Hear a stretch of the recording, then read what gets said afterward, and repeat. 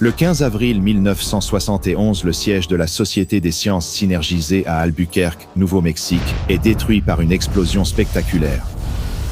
Les rapports de police des 30 survivants sur 200 présents mentionneront avoir entendu des cris terribles dans l'immeuble. Entre le laboratoire C et une toilette du niveau 3 de l'entreprise. Personne ne peut en dire plus, tout s'est passé tellement vite. Le bâtiment s'effondre vers l'intérieur, semblant s'écrouler à plusieurs endroits tandis qu'un incendie le dévore. Les survivants, couverts de béton, de poussière, de terre et de suie, ne s'en sortent que par un incroyable coup de chance. La fumée forme un immense pilier noir visible à des kilomètres.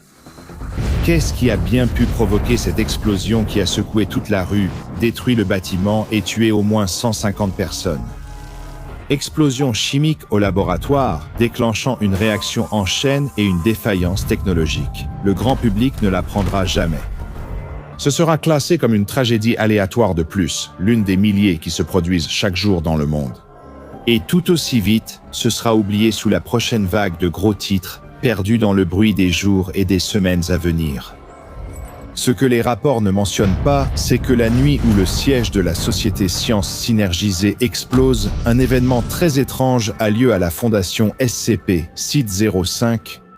Caché à 80 km dans le désert impitoyable du Nouveau-Mexique, il est déguisé en une usine de filtration des déchets relativement inintéressante. Personne ne pourrait jamais deviner cela. Au-delà des gardes en patrouille, des clôtures surmontées de barbelés, des gardes armés, des miradors et des hauts murs de pierre de l'installation. Des monstres, de la magie, des anomalies terrifiantes, des créatures tueuses et des objets maudits attendent. Ce soir, l'un d'eux s'est échappé plus que jamais. Il ressemble à un cadavre titubant à la peau bioluminescente. Il grogne et gronde en sortant par les portes principales, ses longues griffes osseuses semblables à des épines dégoulinant de rouge. Il est déjà allé aussi loin, massacrant tous les gardes assez malchanceux pour se mettre en travers de son chemin. Et il ne lui reste plus beaucoup à parcourir avant de goûter à cette délicieuse liberté, encore une fois. Les gardes tirent avec leurs fusils sur l'anomalie zombie à la porte principale, transperçant sa chair humide sans réel effet. Dans un rugissement gargouillant, le monstre lève ses mains ensanglantées et, instantanément, ses griffes osseuses s'allongent d'une manière impossible. Elles transpercent mortellement les gardes, les faisant tomber sur place. Personne n'oserait affronter sa colère. Il quitterait ce lieu terrible pour se venger de l'humanité. Il enfonce la porte non gardée, tandis que les gardes restants à l'intérieur du bâtiment rassemblent leurs armes pour organiser une résistance. Mais seraient-ils prêts à temps? Leur force peut-elle réprimer cette créature? Insensible aux balles, l'anomalie sadique s'éloigne des projecteurs du site de confinement. Au-dessus, un ciel parsemé d'étoiles scintillantes, mais une étoile semble briller un peu plus que les autres, de plus en plus fort, alors qu'elle paraît se rapprocher de plus en plus. L'anomalie lève les yeux et comprend trop tard qu'il ne s'agit pas d'une étoile, mais d'une météorite fonçant sur elle à une vitesse folle. Et bien sûr, avant même qu'elle puisse tenter de s'écarter, l'objet météoritique la frappe avec une telle chaleur et une telle force que le monstre est immédiatement vaporisé au contact. Il y a une explosion. Un résidu fume dans un vaste cratère bordé de pointes de verre semi-fondues, anciennement du sable. L'anomalie a été neutralisée de façon totalement inattendue. Peu après, les gardes venus capturer la bête zombie trouvent seulement le cratère, où seul quelque chose les attend indemne au fond. Ce n'est pas une météorite, ça on peut déjà l'assurer. Pour le reste, il faudra être patient, car cela deviendra encore plus étrange. Passons directement, non pas quelques années, mais quelques décennies plus tard.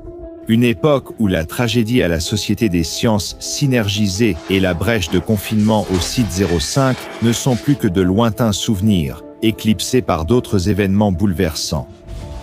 Nous retrouvons le Dr Sundström, un chercheur principal au site 05 spécialisé notamment en xénophysique et en objets maudits dangereux. Son expertise le conduit sur divers sites de confinement à travers le pays, ce qui lui a valu un privilège rare auprès de ses employeurs. L'accès de niveau 4 est généralement réservé aux directeurs de site. Seul le niveau 5 est supérieur, destiné exclusivement aux membres du conseil O5 qui n'existe pas officiellement pour les membres subalternes de la fondation. Bien sûr, le Dr Sundström est fier de ses accomplissements et de sa position, mais cette réussite fait aussi de lui une cible. Après une dure journée de travail, à effectuer des tests anormaux particulièrement éprouvants, il monte dans sa voiture comme il le fait chaque jour et rentre chez lui. Son travail bien payé lui permet d'avoir une grande maison à 16 km d'Albuquerque, où il vit seul. Si jamais quelqu'un lui demande pourquoi il ne s'est jamais installé, sa réponse est toujours la même. Je suis marié à mes recherches. Mais la chose qu'il aime le plus est aussi celle qu'il devra bientôt trahir s'il veut survivre. Ce soir, sur cette route isolée et privée qui mène chez lui, il trouve un étrange obstacle. Un arbre tombé bloque le passage, alors qu'il n'y a aucune raison apparente pour qu'un tel arbre soit tombé tout seul. Après une longue journée de travail, il veut juste rentrer chez lui, sans remarquer combien la situation est étrange. Il gare sa voiture, sort et se demande comment soulever l'arbre pour libérer la route. Une silhouette sombre surgit des buissons derrière le chercheur principal, enroule un bras autour de son cou et l'étrangle, bloquant l'artère carotide et coupant le sang vers le cerveau du docteur. Une seconde de trop, et il serait mort. Mais son agresseur sait exactement ce qu'il fait. Le chercheur s'effondre, inerte, dans les bras de son agresseur, tandis que d'autres hommes masqués en noir surgissent de l'ombre. Le docteur Sundrom se réveille brusquement quand une ampoule de sel odorant est ouverte sous son nez, l'ammoniaque le sortant de son sommeil. Il est attaché à une chaise dans une pièce industrielle. Éclairé par une lumière blanche, un homme en noir émerge de l'ombre, portant un masque à gaz au verre rouge. Le docteur Sundrom occupe un poste assez élevé à la fondation SCP pour savoir entre quelles mains il est tombé. La redoutée insurrection du chaos. Comme beaucoup des groupes d'intérêt inquiétants gravitant autour de la Fondation, les véritables origines de l'insurrection du chaos sont enveloppées de mystère. La théorie principale suggère qu'ils étaient membres de la force d'intervention mobile Alpha 1, ou Main droite rouge, une escouade d'assassinats secrètes travaillant pour le Conseil O5. Ils ont fait défection pour des raisons inconnues, peut-être par cupidité, ambition ou désaccord avec la Fondation. Grâce à leurs tactiques avancées et leurs connaissances internes, ils constituent désormais une des principales menaces pour la Fondation. Le docteur Sundrom est prisonnier dans une de leurs installations. Le ravisseur masqué sort un long couteau de combat noir, capable de trancher la chair sans résistance. Le regarder lui donne la chair de poule. En 20 ans à la Fondation, il ne s'était jamais senti aussi proche de la mort qu'actuellement, à la merci des insurgés du chaos. Pas besoin d'avoir l'air aussi effrayé, Doc. L'insurgé lève le couteau sous la gorge tremblante de l'autre et lui parle. Il y a une issue pour toi. Tu dois juste faire exactement ce que je dis maintenant. Dis-moi quelles sont les anomalies les plus précieuses que tes collègues contiennent au Site 05 en ce moment. C'est une situation sans issue. S'il ne dit pas à l'insurgé ce qu'il veut savoir, alors il mourra sûrement. S'il divulgue les informations précieuses de la Fondation, il risque de perdre son emploi et d'être amnésié, effaçant sa carrière. Il aura perdu 20 ans et son héritage sera à jamais terni. A-t-il vraiment encore le choix? Au cours des heures suivantes, il est battu et torturé par l'insurgé, subissant des douleurs dont il ne se savait même pas capable de ressentir.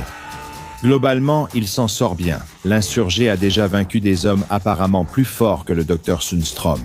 Il est impressionné que le chercheur ait résisté plus d'1 heure aux techniques d'interrogatoire avancées enseignées par la Fondation. Mais ils finissent tous par céder, non? Il a déjà beaucoup saigné quand il commence à parler. Cette douleur n'a pas altéré l'esprit du Dr Sundstrom, qui révèle à l'insurgé tout ce qu'il sait. Les désignations, caractéristiques et modes de contournement des principales anomalies du Site 05. Un membre du personnel de niveau 4 pourrait dévoiler ce genre d'informations si sa vie était menacée. Merci, Dr Sundrom. Dit l'insurgé calmement, comme toujours. Vous avez été très utile et nous utiliserons ces anomalies. Le docteur ayant fini son rôle, l'insurgé lève sans hésiter son couteau vers la gorge du malheureux. Les derniers mots du docteur Sundstrom sont étouffés. Vous aviez promis avant, un geste du poignet de l'insurgé l'envoie dans l'obscurité. La collecte d'informations étant terminée, il faut maintenant les appliquer. Dès le lendemain, l'insurgé arrive au Site 05 méconnaissable en homme en combinaison noire et masque à gaz de la pièce où le docteur Sundrom est mort. Il porte désormais un déguisement parfait de garde de sécurité de la Fondation, avec un badge donnant accès à presque toutes les zones. Tout cela grâce au code récupéré sur la carte du Dr Sundrom. Il entre dans l'installation en souriant et hoche la tête à chaque contrôle. Il savoure ce cliché en privé, comme prendre un bonbon à un bébé. Il agit pour la même raison que tout membre de l'insurrection du chaos. Il lance un raid sur les réserves de la Fondation, vole des anomalies sous leur nez et détruit des infrastructures. Non seulement cela affaiblirait leurs ennemis ici à la Fondation, mais cela leur donnerait également une ressource précieuse à faire circuler et à utiliser pour financer leurs propres activités en pleine expansion. De nombreux dictateurs des pays en développement cherchent un avantage militaire. Il est plus simple d'acheter une anomalie à l'insurrection du chaos que d'enrichir assez d'uranium pour un arsenal de missiles balistiques intercontinental, c'est finalement très lucratif. Et si le Dr Sundrom disait la vérité, alors le site 05 regorge de richesses à piller. L'insurgé se faufile dans l'installation sans être remarqué, observant le personnel de la Fondation autour de lui vaquer à ses occupations, plaisanter, penser à remplir leur quota de travail, tellement absorbés par leur petite vie qu'ils ne peuvent même pas imaginer qu'ils sont en train d'être infiltrés. Il atteint vite la zone de stockage des objets, les anomalies de classe sûre, qui ne seront pas si sûres, il compte bien toutes les récupérer. Les imbéciles de la Fondation souffrent pour leurs péchés, mais ils ne sont pas aussi stupides que l'insurgé le pense.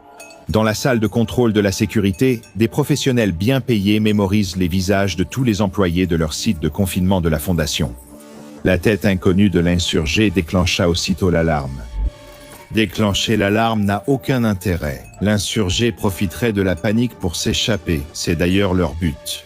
Pour attraper un infiltré comme celui-ci, il faut lui faire croire qu'il contrôle la situation, qu'il n'est pas découvert, jusqu'à ce que le piège se referme. C'est la méthode du chasseur, mais qui chasse et qui est chassé ici? L'insurgé entre dans la salle de stockage avec sa carte clonée niveau 4, tant de merveilles à prendre. Mais sans un raid à grande échelle, il n'y a aucun moyen qu'il puisse partir avec plus que ce qu'il peut mettre dans un sac à dos. Il observe de nombreuses rangées d'artefacts mystérieux, comme l'avait indiqué le Dr Sundstrom. Clairement, presser le vieux fou en valait la peine. L'insurgé n'a pas le temps de savourer sa victoire. Alors que sa mission semble réussir, il entend frapper à la porte. Il a été démasqué malgré toute cette préparation.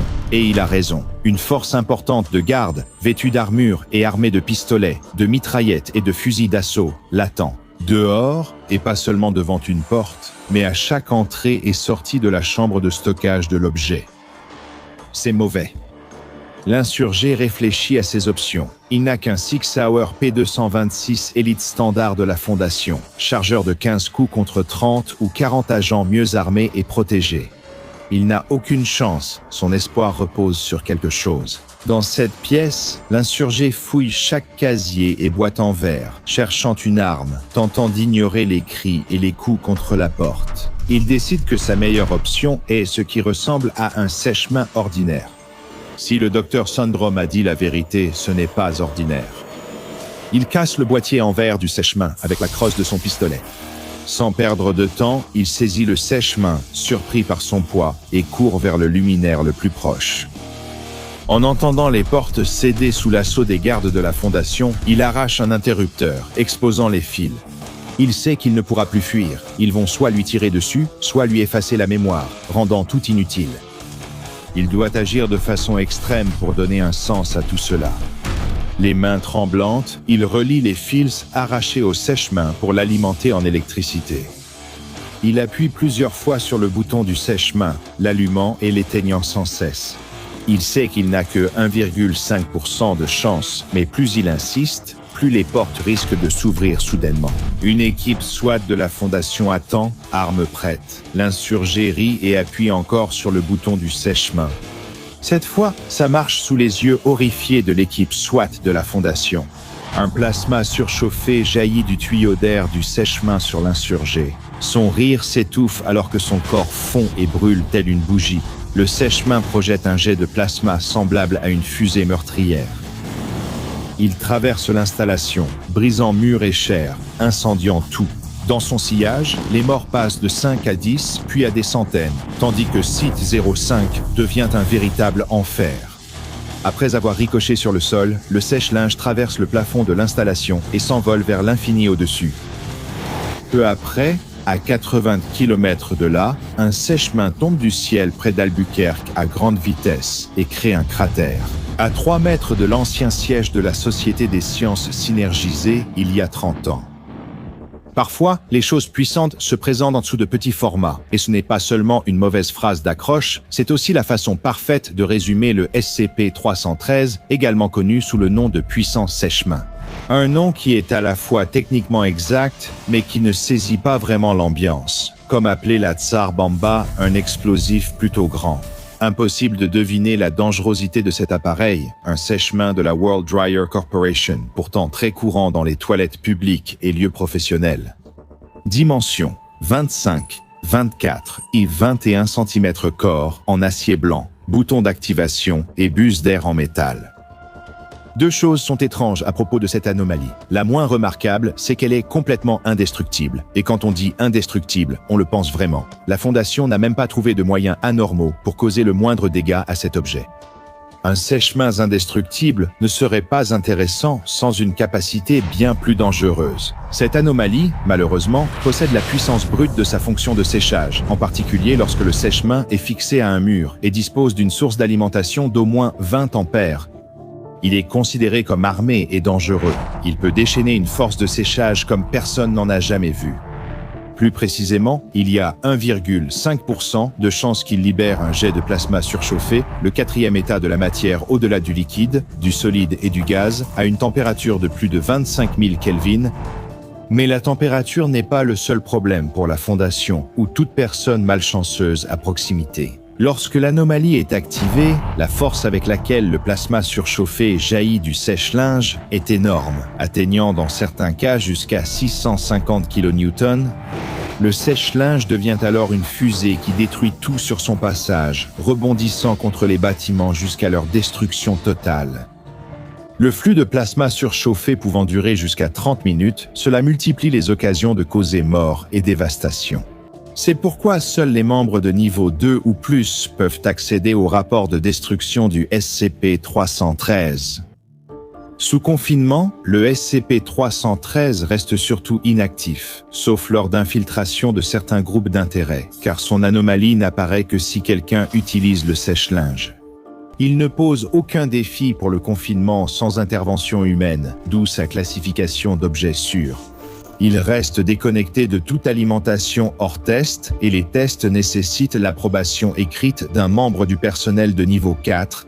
Compte tenu des taux de mortalité impliqués même lors des tests de cet objet, il est étonnant que des membres du personnel de la Fondation souhaitent participer au processus de test. Comme cela a été écrit dans une note par le désormais malheureusement décédé Dr Sundtrom. Des employés subalternes me harcèlent sans cesse sur nos procédures de sécurité avec le SCP-313. Pour ceux qui ont oublié la physique du lycée, 25 000 Kelvin est plus de 4 fois plus chaud que la surface du Soleil, et 650 kN suffisent à soulever un char M1 Abrams. Imaginez autant de force derrière cet objet de moins de 10 kg. Souvenez-vous, F égale ma, et il est indestructible. Et ceci est juste un message personnel de sensibilisation de la part du Dr Bob. Même si vous n'avez pas affaire à SCP-313, il vaut mieux simplement vous sécher les mains avec des serviettes en papier ou sur votre jean. Savez-vous combien de bactéries s'accumulent même dans un sèche-main ordinaire? Honnêtement, je préférerais être incinéré par du plasma surchauffé.